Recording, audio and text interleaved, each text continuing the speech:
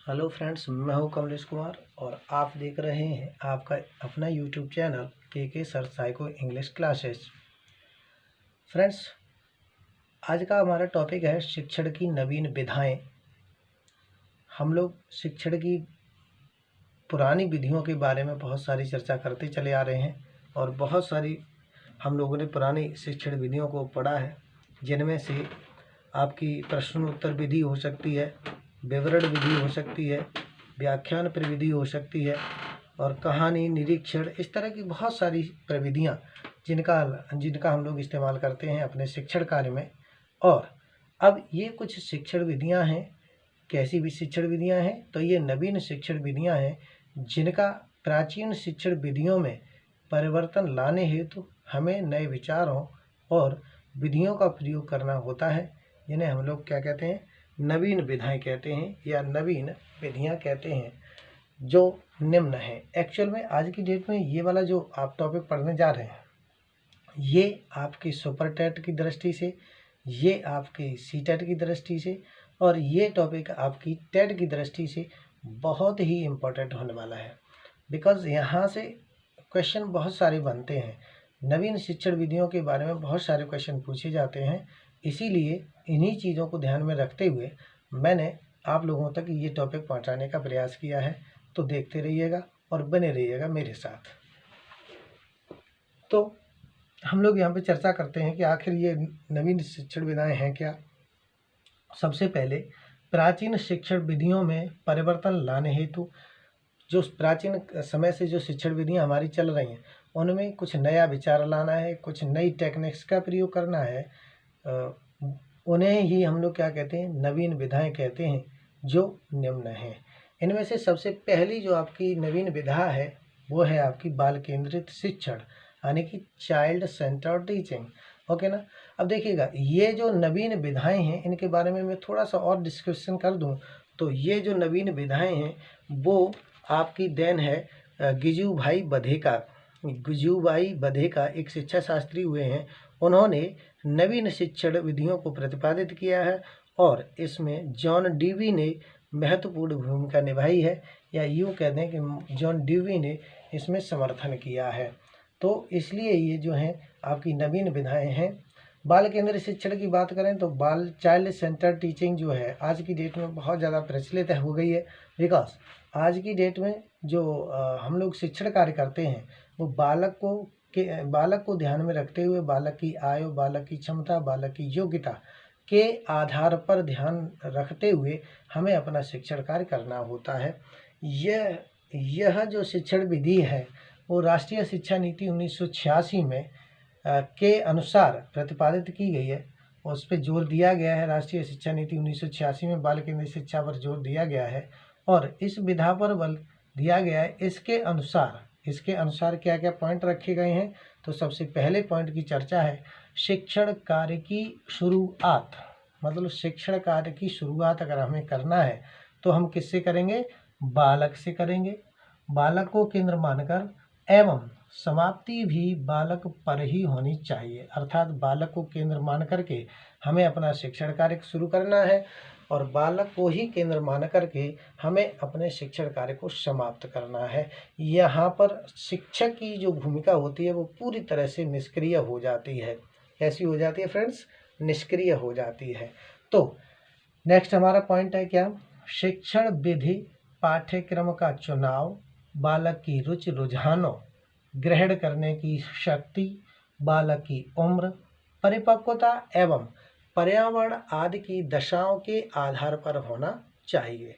इस शिक्षण विधि में यह शिक्षण विधि क्या कहती है कि यह शिक्षण विधि कहती है कि जो भी हमें पाठ्यक्रम का चुनाव करना है या शिक्षण विधि का चुनाव करना है, उसमें क्या होना चाहिए कि बालक की रुचि क्या है, उसका रुझान किस ओर जा रहा है, ग्रहण करने की क्षमता कैसी है, उसकी शक्ति कैसी है, उसकी उम्र क्या है और परिपक्वता एवं पर्यावरण का सम्मिश्रण कैसा है, जिसके आधार पर हमें क्या करना है? अपना शिक्षण कार्य डिजाइन करना, शिक्षण विधि या पाठ्यक्रम को लागू करना है।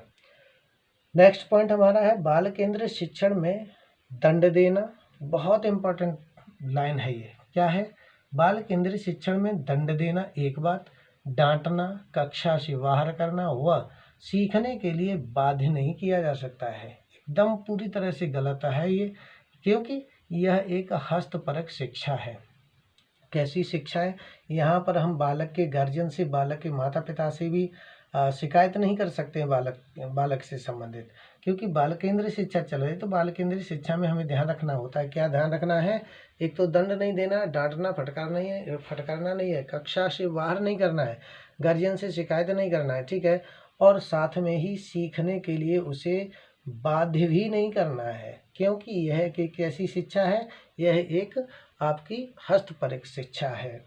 नेक्स्ट पॉइंट की बात करते हैं तो प्रेरणा, लोकतांत्रिक एवं सर्वांगीण का विकास आदि इसके प्रमुख सिद्धांत होते हैं। यानी कि ये जो बाल केंद्रीय शिक्षण है, इसके 3 सिद्धांत हैं। क्या क्या हैं? एक तो आपका है प्रेरणा, दूसरा लोकतांत्रिकता, तीसरा सर्वांगीण का विकास।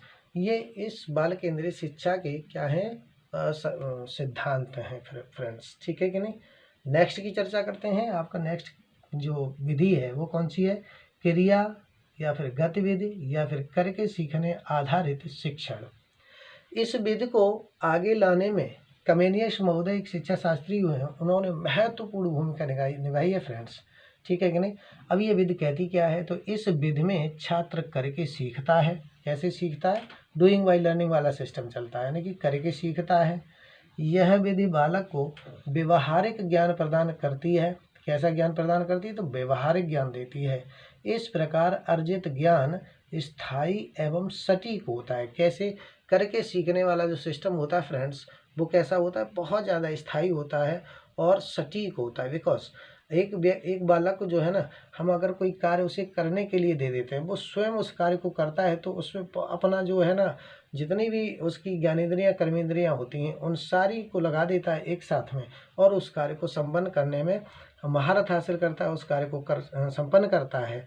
तो उससे क्या होता है कि जो उसने कार्य किया है उसमें उसकी प्रभुत्वता आ जाती है, साथ में वो अच्छी तरह से उस ज्ञान को अर्जित कर लेता है, उस कार्य को कर लेता है। जैसे हम अगर बात करें किसकी, तो साइंस के अगर प्रैक्टिकल की बात करें, तो साइंस में एक H2O का फॉर्मूला होता है। अब H2O में हम लोग सिर्फ बालक को ये रटा दें कि H2O मीन्स पानी का फार्मूला हो गया, जल का फार्मूला क्या है? H2O। नहीं, उसे करके सिखाना है, मतलब कि उसको लेबोरेटरी में ले जा करके उसे दिखाना है कि H और ऑक्सीजन, मतलब हाइड्रोजन और ऑक्सीजन को मिला करके किस तरह से पानी का निर्माण होता है। तब बालक क्या, अगर हम लोग लेबोरेटरी में ले जा करके उसे सिखा देंगे कि H2O जो है वो इस तरह से पानी का निर्माण करती है, तो बालक के मस्तिष्क पर इस तरह का जो होता है ना शिक्षण कार्य होता है, उसकी एक अमिट छाप पड़ जाती है, जिससे बालक कभी भी भूलता नहीं है। तो हमें क्या करना है? इस प्रकार की शिक्षण विधि का प्रयोग अपने शिक्षण कार्य में करना चाहिए। एक ये हो गया। दूसरा क्या कहता है कि बालक अधिगमी शारीरिक और मानसिक रूप से सक्रिय रहता है।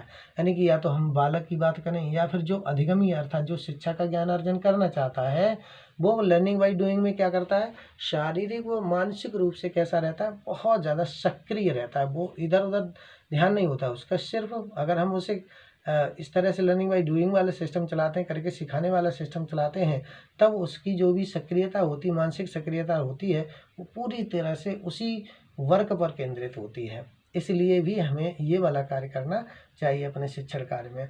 अगला है हमारा क्या? यह बाल केंद्रित है, एकदम क्लियर है, जिसमें क्रियाशीलता के सिद्धांत पर बल दिया जाता है। किसके सिद्धांत पर बल दिया जाता है फ्रेंड्स? तो क्रियाशीलता के सिद्धांत पर बल दिया जाता है। साथ में ही इसमें क्या है? इसमें रटने की कतई आवश्यकता नहीं है, बिल्कुल आवश्यकता नहीं है रटने की। यहाँ पर बालक को हमें रटाना नहीं है।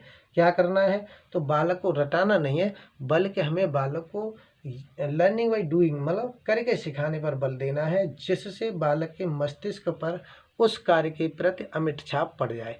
ठीक है फ्रेंड्स, नेक्स्ट की चर्चा करते हैं। और ये है हमारी नेक्स्ट विधि, सहगामी या सहभागी शिक्षण।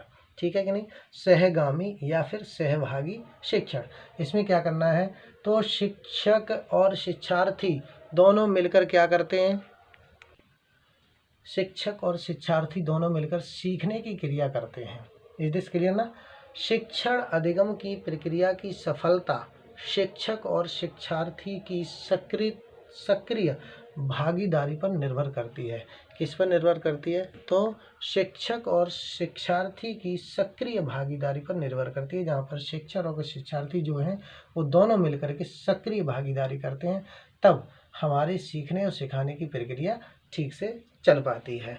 हमारी अगली विधि जो है हमारी वो क्या है? रुचि आधारित या मनोरंजन परक आनंददायी शिक्षण। रुचि आधारित, मनोरंजन परक, ये जो है 4 प्रकार की होती है। इसमें एक आपका जन्मजात, दूसरा अर्जित, तीसरा स्थायी और चौथा जो है पॉइंट है अस्थायी वाला।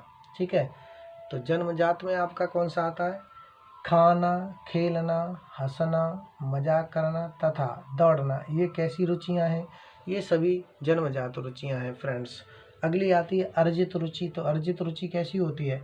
मतलब किसी को देख करके कोई कार्य करना, किसी को देख करके कोई कार्य करना। या जैसे कि कोई बच्चा पढ़ रहा है तो दूसरा बालक जो है उसको देखता है, पढ़ते हुए देखता है तो अपना पढ़ने का कार्य शुरू कर देता है। तो इसी को हम लोग क्या बोलते हैं?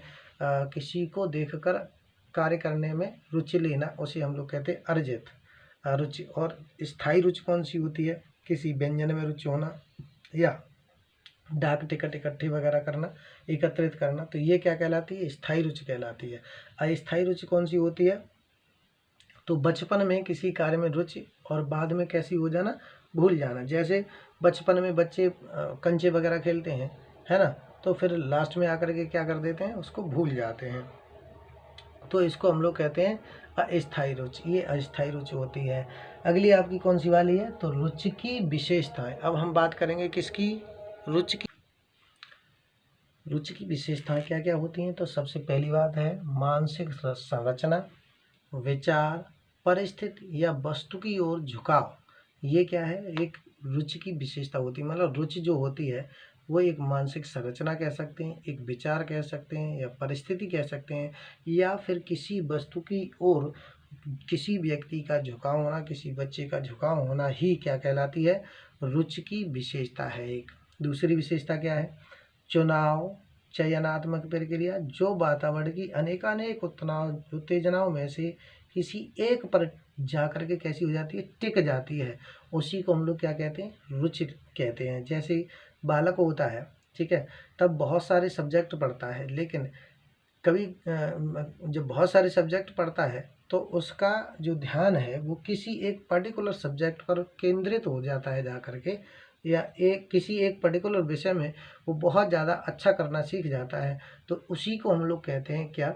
चुनाव, चयनात्मक प्रक्रिया। जो वातावरण की मतलब जो भी वो है उसका वातावरण का, क्लास का वातावरण, कक्षा का वातावरण, पढ़ने का वातावरण है, उसमें एक पर जाकर के टिक जाती है, जिसे हम लोग क्या कहते हैं? रुचि की विशेषता कहते हैं। एक और अगला पॉइंट आप लोगों का क्या है? यह एक क्रियात्मक प्रक्रिया है। कैसी प्रक्रिया है? तो एक क्रियात्मक प्रक्रिया है।